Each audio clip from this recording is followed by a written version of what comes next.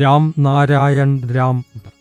ഇന്നത്തെ കാലഘട്ടത്തിൽ ഓരോ വീട്ടിലും ആളുകൾ നിരാശയിലായും മാനസിക സമ്മർദ്ദത്തിലായും വിഷാദം പിടിച്ചും ജീവിക്കുന്നതാണ് സാധാരണയായി കാണപ്പെടുന്നത്.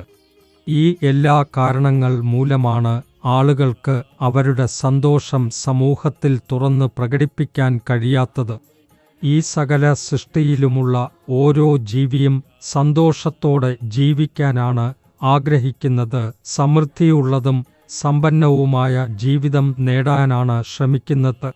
അങ്ങനെ ഒരു ജീവിതം നേടാൻ മനുഷ്യൻ എല്ലാ ശ്രമങ്ങളും നടത്തുകയും ചെയ്യുന്നു.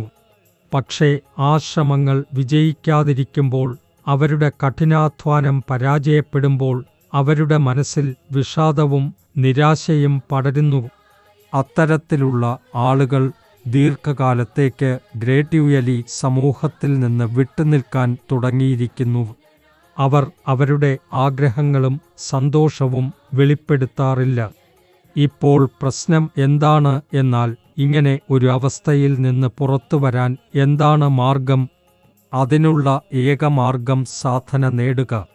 ആ സാധനയെ പ്രാപിക്കാൻ ഏറ്റവും നല്ല മാർഗം രാം നാരായൺ രാം എന്ന നാമം ജപിക്കുക എന്നതാണ്. നിങ്ങൾ ഈ രാം നാരായൺ രാം നാമജപം എങ്ങനെ ചെയ്യാം?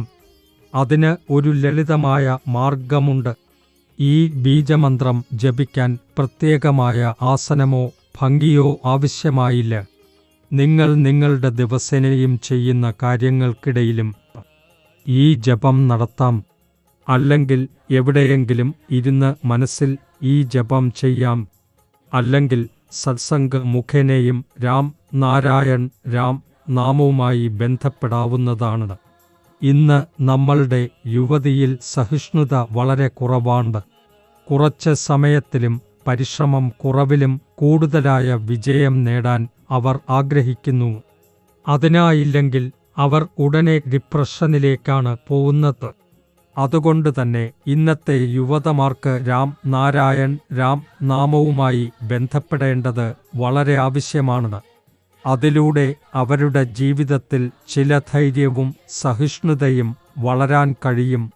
ഇന്നത്തെ കാലഘട്ടത്തിൽ ഏറ്റവും പ്രധാനപ്പെട്ടത് സ്വന്തം വിവേകം തിരിച്ചറിയുക എന്നതാണ്.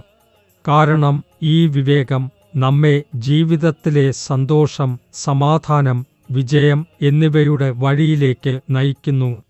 ഇത് തന്നെയാണ് നമ്മളിൽ ഉള്ള ആന്തരിക ബുദ്ധിശക്തിയെ വളർത്തുന്നതും. ഈ വിവേകം ഉദിക്കുന്നതും രാം നാരായൺ രാം നാമജപം മൂലമാണ്.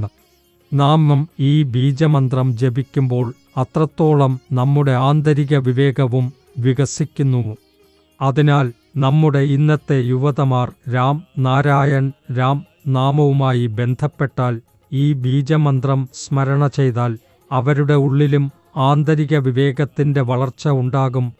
ഓരോ മാതാപിതാവിൻ്റെയും കടമയാണ് കുട്ടികളെ ചെറുപ്പത്തിൽ തന്നെ ഈ ബോധം നൽകാൻ ശ്രമിക്കുക. കുട്ടികളെ കുഞ്ഞിക്കാലം മുതൽ രാം നാരായൺ രാം നാമത്തോട് ബന്ധിപ്പിക്കാൻ ശ്രമിക്കണം.